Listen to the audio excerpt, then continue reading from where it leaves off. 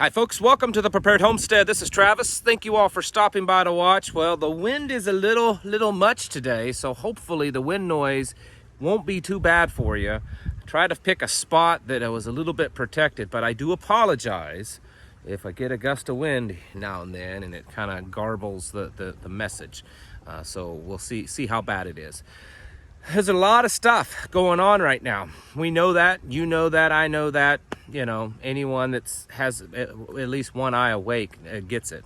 But there's some stuff going on that has the potential, most certainly, of being serious, and I think we should be aware of that. So I want to just talk about some of the news today. Before I get that going, we went and hit a few yard sales this morning, which is another great place to stock up on things that you need for your preps. You know, depending on where you're at, I understand in some parts of the country, yard sales, garage sales, whatever you want to call them, they're better than others, more prevalent than others. Out here in hillbilly town, it's just a thing, and everybody does that. And so we went this morning, and we were shocked and excited and surprised and overjoyed that we went to a garage sale, yard sale of a prepper homesteader, and they had a bunch of their books that they were selling. I was talking to him, and then she said we just have too much of this stuff. We have too many books about herbalism, too many books about prepping, just too much. And so we just thought we'd kind of downsize a little bit and a few other items. So that's a good gold mine find for a feller like me. But seriously, don't forget to go to those kind of things if you can. It's a great place to pick up tools, old garden tools, supplies, you know, just camping stuff you can pick up there, books. Yard sales, garage sales is a good place for a prepper to go to. Anyways, on to the actual show. A lot of stuff going on. Something that, who knows what it means? Probably not good. Maybe it means nothing. But you know that there's been like 85,000 earthquakes in Antarctica recently. A big old swarm of them. In fact, they're saying it's a record-breaking swarm of earthquakes around a once dormant volcano that seems to be waking up. What does that mean for you and I? Maybe nothing. I can't find any information, at least in my research, of any estimates of how big this volcano is. Is this one of those prehistoric volcanoes that we've heard about that, you know, caused dinosaurs to grow small or whatever it was, you know? Or is this just another thing that no one really should be worried about? I don't know. I can't tell you. This one here is something I've been talking about over and over and over again, and it's not so much that anything's changed. I just wanted to remind you once again that America is dealing with a 1,200-year drought. And here's another map. I've shown these types of maps before. I want you to take a real good look at this map, folks, and see that the majority of the landmass in the United States is under some drought level. Some areas are under extreme or exceptional drought. I mean, look at Texas down there. Texas is not doing too good at all. And then pretty much from the Missouri-Kansas state line west is under a drought condition for the most part. And then obviously a lot of places out east and down in the southeast. And, you know, of course, I'm going by my location, which is in Missouri. And then north of us, Missouri is looking really good. And a few other states, but boy, not too many. A lot of places are starting to look pretty dry. And I will have to say that I would not be surprised if by this summer, parts of Missouri are under at least minimal drought conditions. Because in my personal experience, and of living here pretty much my whole life, our spring weather, it's usually very rainy. And we have had a lot of rain, but we haven't had the kind of rains that I have seen over the many years that I've lived here since I was 5, where there's a lot of flooding. A lot of areas that every year you know that's just going to be underwater. Hasn't happened this year. Could still happen, but certainly hasn't happened yet. So at some point, it's all just gonna probably cover the whole country, and that's not good, folks. With all the other stuff going on, and we've got the worst drought conditions that any person's ever really seen in this continent, and we're the ones that the whole world right now is looking to feed everyone because of all the other stuff going on. Not good. Then this here, we've been hearing about this, all these birds that they're killing, you know, this bird flu going around. Some of you say it doesn't exist, some say it does. I can't say. I mean, I'm not a scientist. You know how it is. If you're not a scientist, you can't speak about this kind of stuff. It is strange that I don't think, at least as of right now, anyone specifically identified it. They just saying it's this, what, H5N1 or whatever it is. Around 30 plus million birds have been killed so far. That's why you're probably seeing an increased price of chicken in a lot of areas. But they had the first human case here in the United States. First human case. Is this something to jump up and be scared and worry about? No, probably not. When we start hearing cases where they've been transferred to human and that kind of stuff, maybe a little bit more concerned.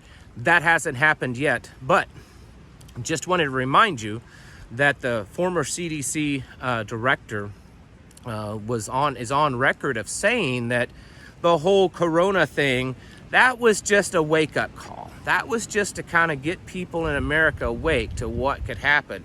He said, but the real killer, the one that's really gonna knock us back, it's gonna be a bird flu. Is this the one? I don't know. This one does, they say it has a 60% death rate.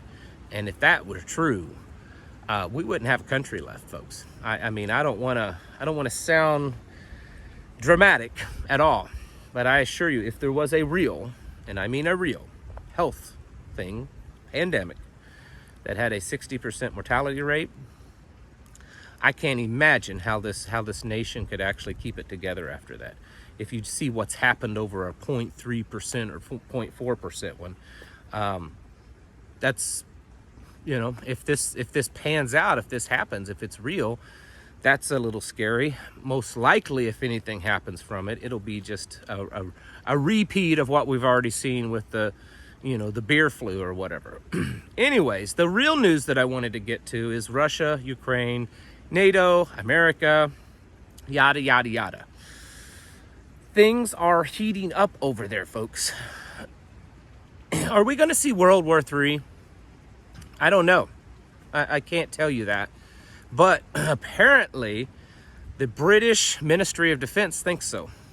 Because he said that we could see Russia declaring world war or war on pretty much the rest of the world within days. The prediction or the belief is that by May 9th, which is kind of their like, you know, it's their holiday there that would be close to like our 4th of July, big holiday. There's a lot of rumors floating around that people believe that by that day, Putin is going to declare some kind of global war of some sort, or that they're on, kind of like we're doing the war on terror, they're doing the war on the end, you know, Nazism or something like that. I don't know if there's any truth to it or not. It's a lot of conspiracy, and there's things that kind of indicate that.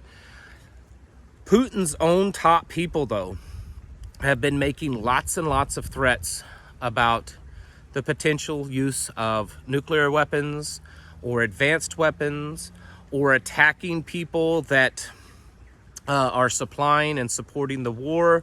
There are rumors of Israeli troops in Ukraine. There's been some pretty serious rumors of British SAS troops in Ukraine training Ukrainians. And there's been some speculation and rumors about American special forces. While there's no evidence whatsoever, one does have to wonder, with all of us sending all of this weaponry over there, how are they figuring out how to use it? In case you haven't noticed, the Ukrainian military is basically using Cold War Soviet weaponry from about the 1970s. Most of their equipment is 1970 Soviet Union stuff. And we're sending over apparently some pretty advanced weaponry. How do they know how to use it? Now the story is is that Ukrainian troops are going up into Poland, and then we have troops in Poland, and we're training those troops, and then they're going back to Ukraine with the weapons. And if you remember the whole gaffe from President Biden when he was in Poland, telling American troops that you'll be there soon. You'll be there soon. You'll see what I'm talking about when you get to Ukraine. And of course, the whole administration say, no, that's not what he means. Well, let's just play this out logically. So there's a big, horrible war going on. And Russia is bombing the snot out of places. And this is over in the eastern side of Ukraine. Look at your maps. Over here, it's probably reversed on your screen, but they're over here, the war's over here, and Poland's up here, okay? So they're gonna pull troops out of battles here and take them up into Poland there, not get attacked by, Russia, train them and bring them all the way back down there. Seems inefficient when all you could do is just drop some, Army Special Forces over there, and that's their specialty, is to train foreign troops and teach them how to use all these weapons. I'm not saying it's happening. I'm saying there's some speculation to it. And we're sending a lot of stuff over there. And we're wanting to send a lot more. Up until now, what we've been sending over has been in batches of like $500,000 to $1 billion in weaponry. But Joe Biden is now requesting $33 billion to be spent and sent over to Ukraine.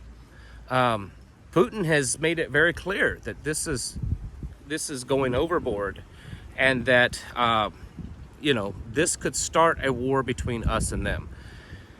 And even if you would say that Putin is just doing a lot of saber rattling, because that's what they do, America doesn't seem to be doing anything to stop it. Every action that we are doing it's like a reaction, which is the worst thing. If Putin is just saber rattling, if Putin is just bluffing, everything we're doing seems to be a reaction to what Putin says and does, which is the worst thing you can do to someone that's bluffing and saber rattling. It's like we're just wanting this to pop off. Again, I'm not saying that we're headed to World War III, but it's looking, I hate to be the one to say it, but it looks like it's going to happen. Now, how bad would that be? Well, according to Russian media, one of their major talk shows, they were talking about this, and they said that basically this will end one way or the other. This is going to end in a nuclear war, which is something that I have talked about before on here and privately with other people, because of how the Russian military is, how the Russian people, their view of the world, their philosophy of the world, and especially Putin. They're not the type to back down. They're not the type to just say, okay, we messed up, we bit off more than we can chew, we'll go home. Putin's not just going to give himself up to the war crime tribunals and stuff. They're at a point, and probably well past that point, that it's probably do or die. And that's exactly what Russian media has been talking about, and been pushing the narrative in Russia, almost like it's conditioning Russian people, just like our media tries to condition Americans, saying that there's only one way for this to end. Either Russia wins, everyone gives up and surrenders to Russia, or it's a nuclear war. And that they believe it most definitely is going to end in a nuclear war. That's the message that's being spread on Russian media to get the people ready. And they said that, yes, that's going to be horrific, and a lot of people could die on both sides, but they all know they'll go to heaven. And as long as they come out that way, then that's good enough for the Russian people. I'm paraphrasing a little bit, but not too much. That's a little concerning. So how close are we to a nuclear war? Man, I don't know, but I'm telling you, probably closer than the Cuban Missile Crisis. Some people would say not, but I think more and more that this goes, it's getting closer.